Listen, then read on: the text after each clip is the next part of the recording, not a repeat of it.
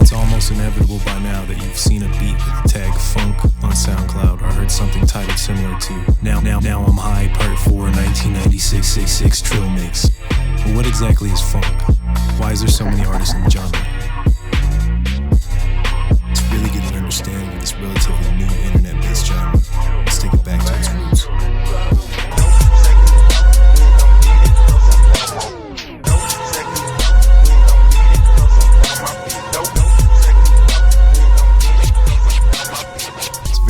That Phonk is influenced by Memphis rap, West Coast and Houston rap, a la DJ Screw and Screwed Up Click.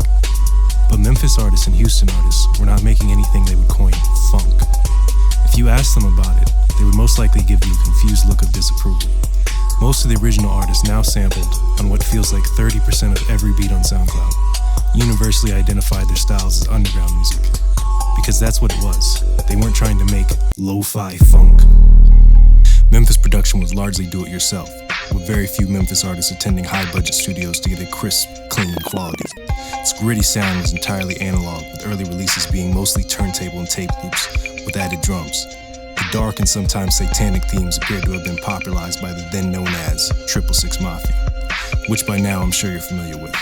But the bleak conditions of the Memphis streets have resulted in their lyrics being dark, even before them. Popular elements of Memphis music are fast tempos, cowbell melodies, and extremely catchy loop vocal samples.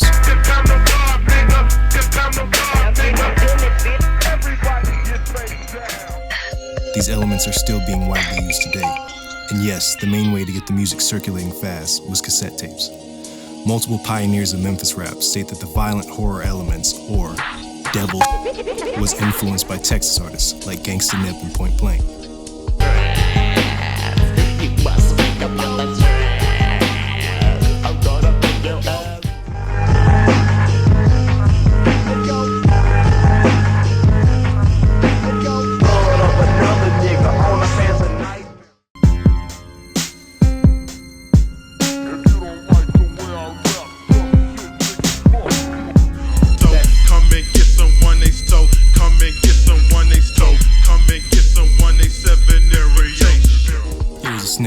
Zerk's interview from the Murder Master Music Show to further solidify this.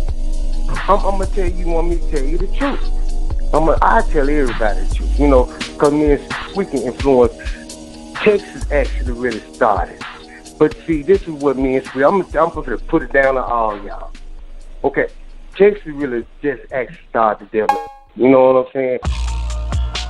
The unusual fast tempo of the early Memphis instrumentals appears to have been somewhat influenced by Miami bass. The South demanded to be taken seriously in the rap world while blending these elements together to make a more original sound.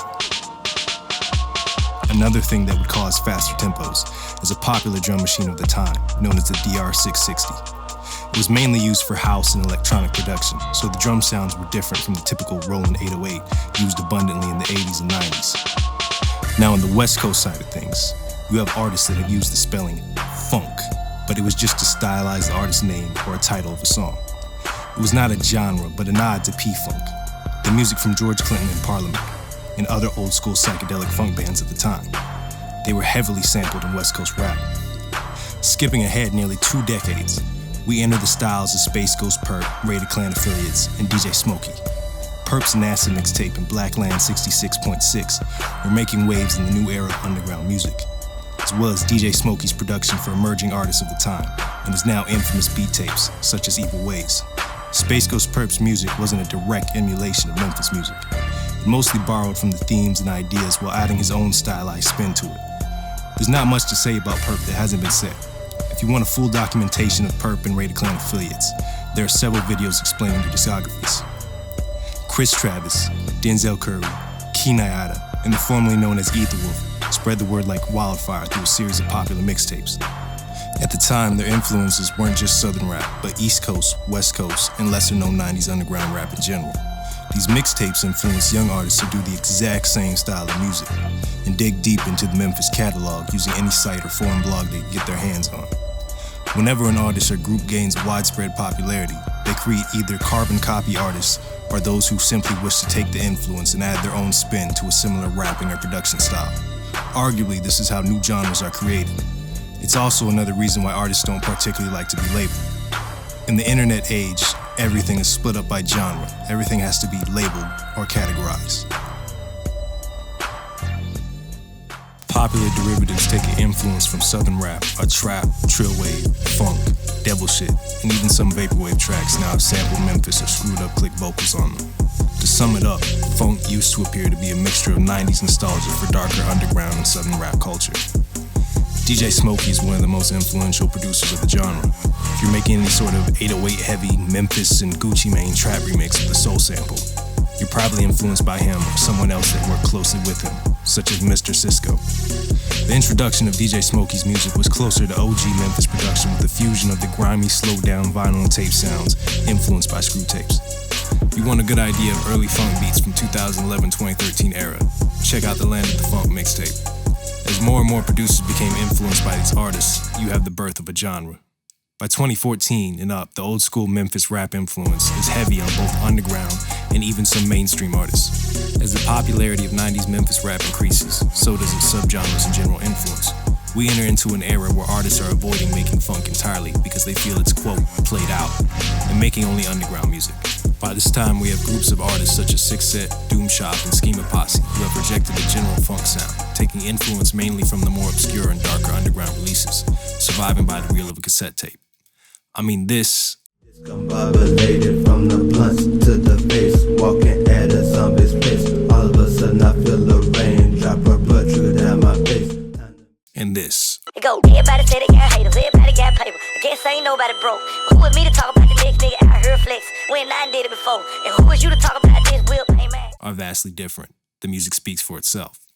Now funk has less influence from Memphis rap and more from its evolved form, trap music. Artists will sample any hot acapellas and proceed to do remixes that will put a new spin on both classic and new tracks. You most likely will see mixes of it on YouTube and hidden in playlists such as Chill Lo-Fi Beats for Studying, which has taken YouTube live streaming by storm. It's definitely in its most easily accessible state. Expensive sample clearance will pigeonhole it from ever being completely mainstream, resulting in rappers that will completely abandon the style besides the odd uncleared mixtape track. The surplus of producers is a result of the inviting feel of the community, and large groups of bedroom producers being able to watch a YouTube tutorial and pump out a beat tape or remix.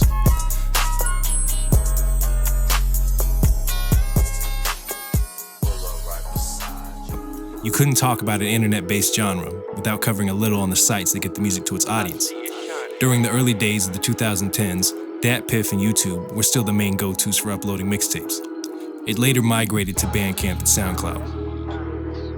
Though the DatPiff days are all but over, there is a lot of great mixtapes and compilations still available to download from the site. You'll find most of the earliest music through there. Various YouTube channels, such as Shroomhead, Trill Funk, and North Funk, were/still are the main outlets that broke out a lot of great mixtapes. I recommend digging through them when you have the time. Bandcamp is the main way artists can make income, accepting donations for vinyls and the ever-popular resurgence of cassettes, which is the most affordable form of physical to collect. Groups such as Purple Posse, Always Proper, and Holy Mob are keeping the 808-heavy funk and trap fusion sound alive. They feature many notable artists, such as Immune, Sodier, Roland Jones, and more. If you are a newcomer and just happen to have been shown a song through a YouTube mix or repost on SoundCloud, the artist very likely could have been from one of these groups. They're worthy of a listen if you liked what you heard.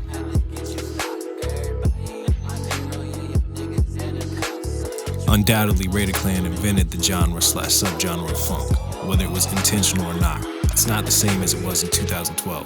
It's either progressed or downgraded depending on your personal taste. You won't find many popular funk rappers because they don't want to live in the shadow of Raider Clan, and not all music that has Memphis influence is funk. It's the easiest tag accessible to attract an audience. Most of the fans who like funk will appreciate any other style that samples 90s rap. Any artists not mentioned were not left out purposefully and should not be excluded from contributing. This video would be too long-winded to mention every single artist that has helped push the genre forward. The purpose of this video was to explain the general gist of funk and educate lightly about the influences that helped create it. Below in the description, I have linked several Spotify playlists that contain the music similar to funk or music that is directly Memphis inspired, if you are looking for a starting point.